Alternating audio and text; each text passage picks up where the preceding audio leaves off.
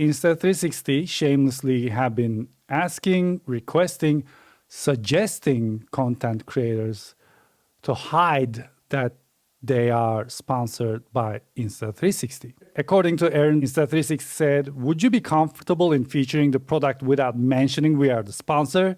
Since it would be more trustworthy and organic. Trustworthy and organic. I understand the organic part because people, of course, don't want to watch ads. So when they see hashtag ad, they will pass it. That's the thing with the sponsored videos.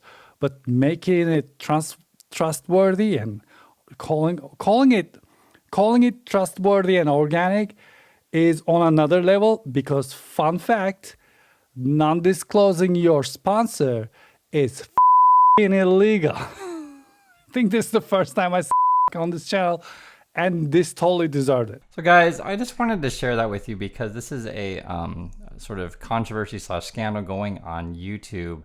Basically, there's this company called Insta360. If you guys don't know, I like cameras quite a bit, so I watch camera videos. And evidently, they've been asking people on YouTube to not say they are sponsored, or to hide that as much as possible. It is pretty crazy because we talk about all the stock promoters on YouTube as well, and just recently Tesla themselves have been actually filing with the SEC that they're working with the influencers. I've been telling you all along, they're getting paid through Twitter, they're getting paid through social engagement, where Elon tweets out their YouTube videos and then hence get a lot more views due to that. So there's definitely money passing hands. They're getting money through sort of, how much I were to say it, tips. It was like the Mars Kellogg guy, that kind of stuff. So Tesla, this is just real, that they hire a third-party PR firm, etc., and then they can funnel money around that way. But I just want to show you guys, not everyone out there is fully corrupt, and this is actually a really important topic. When you're talking about any kind of product review, you have to disclose if, hey, I got the thing for free, or hey, they told me I have to write a positive review, etc. For those of you who watch YouTube, I'm sure you watch the same stuff I do. You might watch some phone videos, computer videos, car videos, whatever. It is good to know if you watch a reviewer that they give you their honest opinion of a product, not just tell you how awesome it is and sing their praises. And it becomes even more worse when we're talking about products on one hand. It becomes more worse when we talk about, say, stocks, where people just tell you, oh, the stock's going to go to $1 million a share. And it's coming from some kid in a backwards baseball hat who has no education and is basically making stuff up. But this is the world that we live in. And again, I just want to show you guys, I'm not the only one out there who, wants to have some, how can I say, truth to the world. So like these camera people are like, hey, Insta360 is trying to, pull a fast one on people. So have a listen some more. I just want you guys, there are other people out there that you have a bit of integrity. This isn't a video that I wanted to make, but I think it needs to be made. There's been a lot of accusations going around that Insta360 has been asking creators to not disclose sponsorships when they're working directly with Insta360. And so this video, I want to go through my experience working with Insta360 and ultimately why I removed all of my X4 videos and why I've decided to no longer work with this brand. But also in this video, I just want to talk about sponsorship disclosures in general. And when I've been speaking to different creators about this whole Insta360 Instigate that's going on, I've heard a lot of things like, oh, my video's not sponsored, it's kind of a gray area. But the reality is, if you're getting paid in any way from a company, you need to disclose. This is sort of where, like, guys, the whole, like I said, with the SEC stuff, where, someone on YouTube would say, well, Tesla's not sponsoring this video, but like, you're getting promoted on X, right? And moreover, they control the algorithms over there. And there was I remember there was a thing we read recently where like Elon Musk was saying, oh, I'm not getting enough engagement on Twitter. And so then he called all the engineers in and said, all right, I need to get more views and likes, stuff like that, change the algorithm. Like one person, I think, balked at that, and he just, quickly fired said person. I think you guys understand the seriousness of this stuff. And it's serious and illegal. It's correct. It's illegal to say, hey, I'm reviewing this car, I'm reviewing this camera, and not disclosing that you got to say the camera or the car for free, or say that you're getting paid by said thing to write a positive review. Let's talk about press events for a minute. They're weird. In the photo video space, many of us camera reviewers are friends. So when you invite a bunch of us to an interesting location, and we're hanging out, eating good food, and sharing stories, the positivity in the air naturally rises. Then they shuffle us all in an auditorium where an enthusiastic speaker from the brand comes out to tell us about this new product that they're very excited to share with us. By this point, the room is already so excited just to be there in that moment that we clap and cheer just because some dude from the camera brand merely walked on stage. So then when they start showing us slides on a massive screen about their latest, likely only infinitesimally better gadget, we collectively start building a video in our minds of how to best regurgitate this to you, the consumer and YouTube viewer, and likely how to shoehorn a sponsor in there so we can actually get paid, because these press events actually cost us money, not make it. They don't give a presentation about the camera's cons, so it's up to us to find them. But imagine trying to find all those cons while walking around an exotic location with a group of friends, all giggling about a bunch of esoteric memes, and with limited time before we have to travel back home and rush to edit the video to hit embargo. It's a flawed system designed to generate hype and sell products. It's also extremely effective. I think this really captures the world that we live in today, guys, right?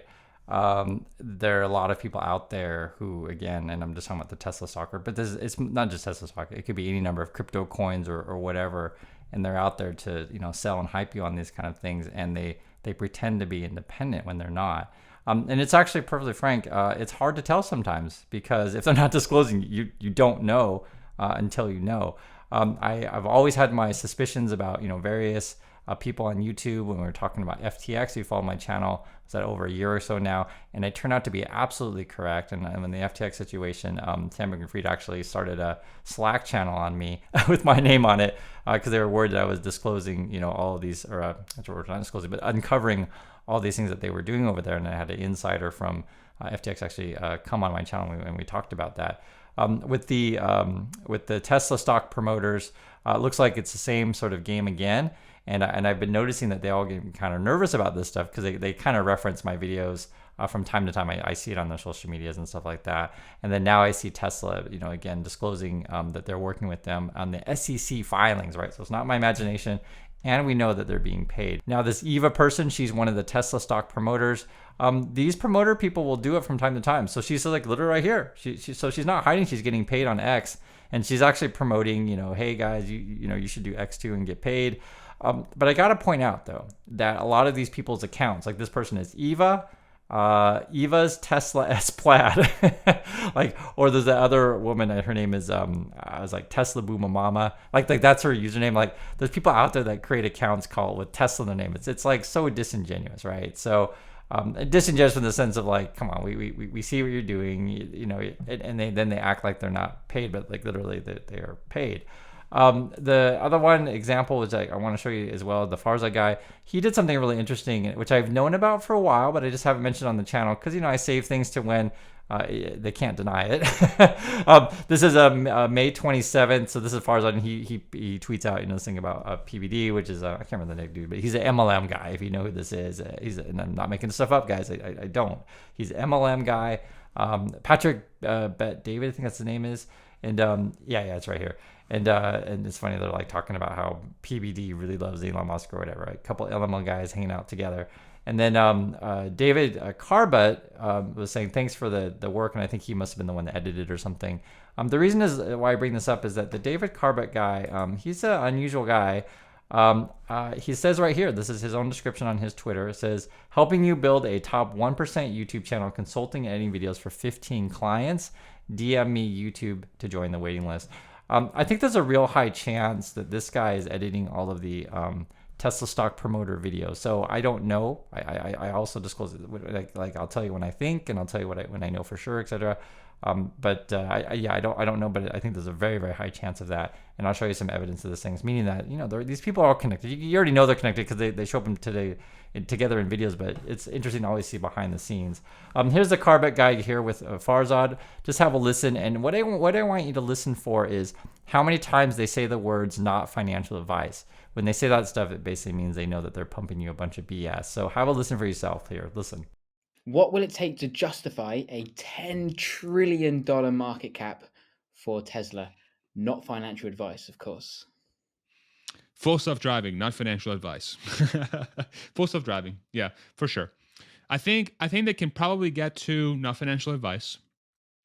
They can probably get to somewhere between 4 to 6 trillion with cars and energy at full ramp without any software, just based on the amount of volume they're going to be able to put out there. So guys, I hope you understand the importance of this video and why I talk about the Tesla stock promoters all the time. It is a serious issue and also too something that the SEC should take a look at. I'd like to hear your thoughts. But not everyone is like a Farzad. You can see the camera people did push back. So thanks again, and I'll catch you all in the next video.